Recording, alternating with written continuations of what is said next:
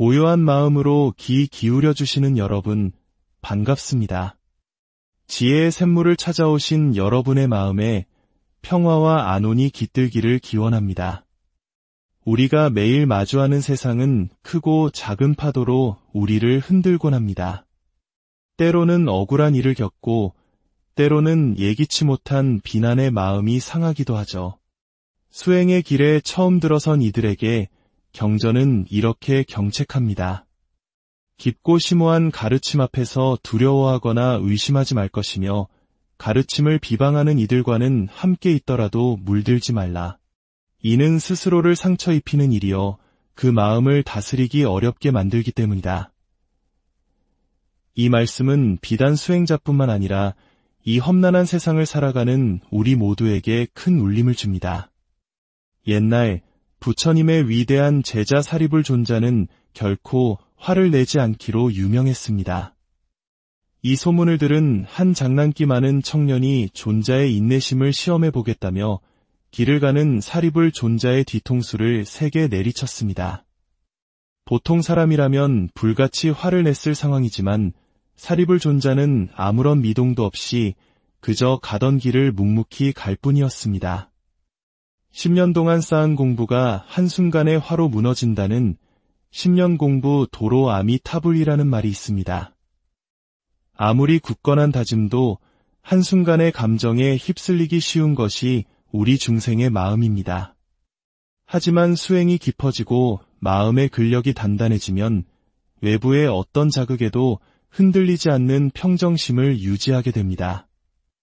의심 없이 무소의 뿔처럼 혼자서 가라는 부처님의 말씀처럼 우리 또한 의심 대신 진실한 믿음으로 한 걸음 한 걸음 나아가는 불자가 되었으면 합니다.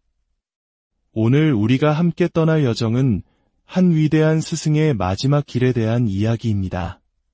바로 석가모니 부처님의 마지막 가르침과 완전한 열반의 과정을 담은 경전, 대반열반경입니다. 대반열반경은 글자 그대로 위대하고 완전한 열반에 대한 가르침을 의미합니다. 이 경전에는 부처님께서 열반으로 향하는 마지막 여정, 사랑하는 제자들에게 남긴 마지막 유언, 그 길 위에서 마주친 풍경들, 그리고 마지막 공양에 얽힌 이야기까지 한 인간으로서의 부처님과 영원한 진리로서의 부처님 모습이 생생하게 그려져 있습니다. 그렇다면 먼저 열반이란 무엇일까요? 경전은 이렇게 말합니다. 비구들이여, 내가 이제 너희에게 열반과 열반으로 이르는 길을 설하리라.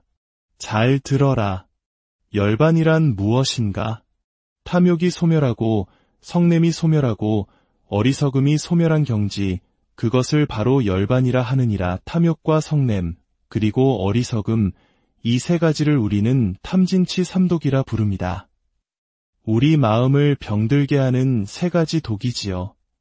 이 독이 완전히 사라진 상태가 바로 열반입니다.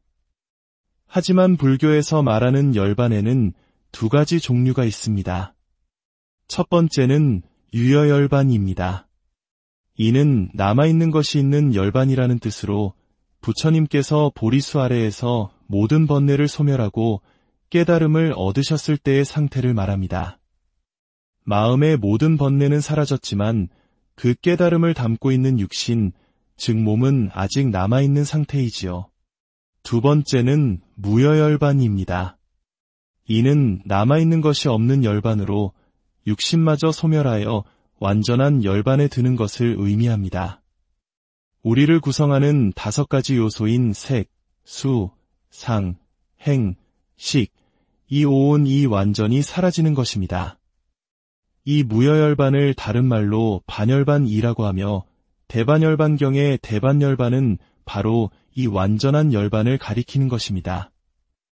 부처님께서 깨달음을 얻으신 후 무려 45년간 중생 제도를 위해 수많은 길을 걸으셨습니다.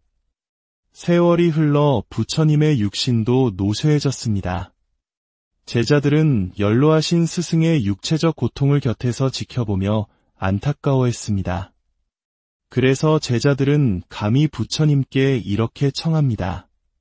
세존이시여, 이제 반열반에 드시옵소서. 선서시여, 이제 반열반에 드시옵소서. 지금이 바로 세존께서 반열반에 드실 시간입니다. 이는 스승이어서 돌아가시기를 바라는 마음이 아니었습니다. 육신의 고통에서 벗어나 완전한 평안을 얻으시길 바라는 제자들의 애틋하고 절절한 마음이었던 것입니다. 만약 우리가 그 시대의 제자였다면 이대한 스승이 한순간이라도 더 곁에 머물러 주시길 바라지 않았을까요? 하지만 부처님의 반열반은 단순한 죽음이나 소멸이 아니었습니다. 그것은 육신이라는 한계를 넘어 시간과 공간을 초월하여 영원히 우리와 함께하는 존재로 거듭나는 과정이었습니다. 대반열반경은 크게 두 가지 관점에서 부처님의 마지막을 그리고 있습니다. 하나는 초기 불교, 즉 상자부 불교의 관점에서 인간 석가모니의 역사적 사실을 중심으로 서술한 경전입니다. 이 경전에는 부처님께서 왕사성을 출발하여 쿠시나가라에서 열반에 드시기까지의 여정이 상세히 기록되어 있습니다. 가는 길에 병을 얻으시고 대장장이 춘다의 공양을 받으신 후 병세가 악화되는 과정이 나옵니다. 춘다가 올린 공양에 상한 음식이 있었다, 혹은 독버섯이 있었다는 여러 설이 있습니다. 부처님께서는 그 음식을 드신 후 다른 제자들에게는 이 음식은 나만 먹을 것이니 너희는 먹지 말라. 그리고 남은 음식은 땅에 묻으라. 고 말씀하십니다. 이는 당신의 마지막이 다가왔음을 직감하시고 다른 제자들이 해를 입지 않도록 하신 깊은 자비심의 발로였습니다. 극심한 고통 속에서도 부처님께서는 마지막 여정을 계속하셨습니다. 경전 속에서 가장 마음 아픈 장면 중 하나는 부처님께서 강을 건너 언덕에 오르시어 당신이 지나온 마을을 마지막으로 돌아보시는 모습입니다. 다시는 돌아오지 못할 길임을 아셨기에 그 눈빛에는 어떤 상념이 담겨 있었을까요? 그리고 마침내 쿠시나가라의 사라상수 아래에서 우리에게 너무나도 잘 알려진 마지막 유언을 남기십니다. 게으르지 말고 정진하라. 자기 자신을 등불로 삼고 내가 가르친 법을 등불로 삼아라.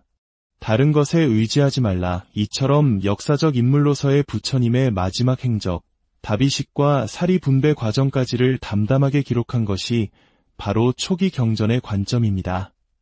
반면에 대승불교의 대반열반경은 전혀 다른 차원의 이야기를 펼칩니다. 대승불교에서는 열반에 드신 부처님을 육신의 소멸로 보지 않습니다. 오히려 시간과 공간을 초월한 영원한 진리의 몸, 즉 법신으로 우리 곁에 항상 존재한다고 설합니다. 한국 불교 신자라면 삼신불에 대해 들어보셨을 겁니다. 법신, 보신, 화신이 그것이죠. 이 개념을 이해하면 대승 열반경의 깊은 뜻을 알 수 있습니다. 화신은 역사적 인물로서 이 땅에 오신 석가모니 부처님처럼 중생을 구제하기 위해 특정한 모습으로 나타난 부처님을 말합니다. 우리가 어려움에 처했을 때 꿈에 나타나시거나 이기의 순간에 도움을 주는 귀인의 모습으로 나타나는 부처님 또한 화신입니다. 보신은 오랜 수행의 결과, 즉 과보로서 위대한 공덕과 지혜를 갖추게 된 부처님을 말합니다. 아미타 부처님처럼 서원을 세우고 정진하여 그 결과로 불국토를 이룬 분이 대표적인 보신불입니다. 그리고 법신은 진리 그 자체를 몸으로 하는 부처님입니다. 형태도 없고 시작도 끝도 없으며 우주 어디에나 편재하는 진리의 본체입니다. 태양이 온 세상을 비추듯 법신 부처님은 모든 존재 안에 모든 현상 속에 깃들어 있습니다. 대승열반경은 부처님의 열반이 바로 이 영원하고 불변하는 법신으로 돌아간 것이라고 선언합니다. 따라서 부처님의 육신은 사라졌지만 그 가르침과 진리는 영원히 우리 곁에 살아 숨쉬는 것입니다. 그리고 이 법신의 세계, 열반의 경지를 네 가지 덕으로 표현하는데 바로 상나가정입니다. 상은 영원하다는 뜻입니다. 락은 완전한 즐거움과 행복을, 아는 참된 나, 진정한 자아를, 정은 번뇌에 물들지 않은 절대적인 청정함을 의미합니다. 그런데 여기서 흥미로운 점이 있습니다. 부처님께서는 본래 이 세상의 모든 것은 영원하지 않고 변한다고 하셨고, 삶은 고통이며 나라고 할 만한 고정된 실체는 없다고 가르치셨습니다. 그런데 열반경에서는 정반대의 이야기를 하시는 걸까요? 이는 관점의 전환입니다. 우리가 사는 현상 세계는 무상하고 고통스럽고 무아의 법칙을 따릅니다. 하지만 그 모든 현상을 초월한 열반의 세계, 진리의 본체인 법신의 세계는 영원하고 지극한 행복이며 참된 자아이고 청정하다는 것입니다. 즉, 중생의 눈으로 본 세상과 깨달음의 눈으로 본 세상의 차이를 극명하게 보여주는 가르침입니다. 위대한 선언은 여기서 그치지 않습니다. 대승열반경의 가장 핵심적인 사상은 바로 일체중생 시류불성, 즉 모든 중생에게는 본래 부처의 성품이 있다는 가르침입니다. 죄를 지은 악인도 심지어는 구제불능이라 여겨지는 존재, 즉 천재라 불리는 이들까지도 모두 내면의 부처가 될 수 있는 씨앗, 불성을 지니고 있다는 것입니다. 이 가르침이 얼마나 혁명적이고 자비로운지를 보여주는 대표적인 이야기가 바로 부처님의 사촌이자 평생의 숙적이었던 데바다타의 이야기입니다. 데바다타는 뛰어난 수행자였지만 부처님에 대한 질투심에 사로잡혀 교단을 분열시키려 했습니다. 그는 부처님께 교단의 지도자 자리를 넘기라고 요구했지만 거절당하자 일부 비구들을 선동하여 자신만의 교단을 만들었습니다. 그것도 모자라 부처님을 해치려는 끔찍한 악행을 여러 번 저질렀습니다. 산 위에서 바위를 굴려 부처님의 발에 상처를 입혔고 술에 취한 코끼리를 풀어 부처님을 밟아 죽이려 하기도 했습니다. 하지만 코끼리는 부처님의 위엄 앞에 조용히 무릎을 꿇었죠. 심지어 자신을 비난하는 비군이 스님을 때려 죽이는 살생까지 저질렀습니다. 거듭되는 악행에 그를 따르던 이들도 모두 떠나고 병들고 외로워진 데바다타는 마지막 계략을 꾸밉니다. 손톱에 맹독을 바르고 부처님을 찾아가 용서를 비는 척하며 발에 입을 맞추어 독살하려 한 것입니다. 그러나 그가 부처님께 다가가려는 순간 땅이 갈라지며 불길이 솟아올라 그를 삼켜버렸습니다. 지옥으로 떨어지는 그 찰나의 순간 극심한 공포 속에서 데바다타는 자신도 모르게 외쳤습니다. 나무, 부처님께 귀의합니다라는 나무 석가모니부를 끝까지 외치지도 못하고 그저 나무라는 한마디를 내뱉고는 무간지옥으로 떨어졌습니다. 이 끔찍한 광경을 그의 동생이자 부처님의 충실한 제자였던 아난존자가 눈물로 지켜보고 있었습니다. 아난은 슬픔에 잠겨 부처님께 물었습니다.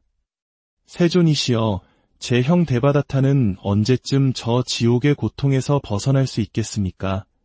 부처님께서는 조용히 그러나 자비로운 음성으로 답하셨습니다. 아난다여, 슬퍼하지 말라. 데바다타는 헤아릴 수 없는 시간 동안 지옥에서 죄값을 치를 것이다.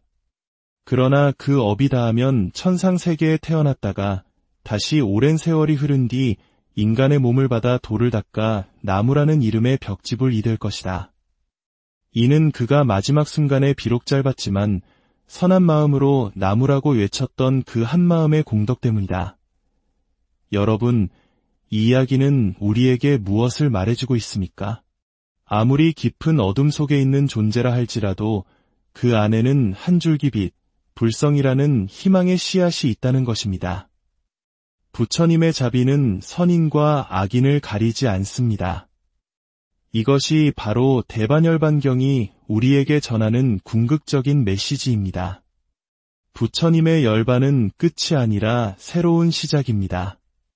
육신을 가진 부처님은 우리 곁을 떠났지만 진리로서의 부처님은 법신이 되어 영원히 우리 안에 이 세상 모든 곳에 함께 하십니다.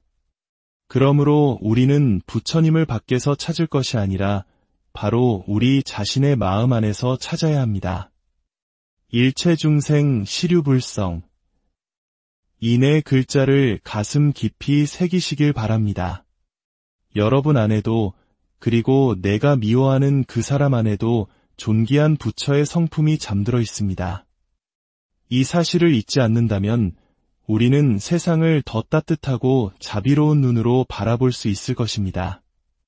오늘 부처님의 마지막 여정을 함께 걸으며 여러분의 마음속 등불이 더욱 밝아졌기를 바랍니다.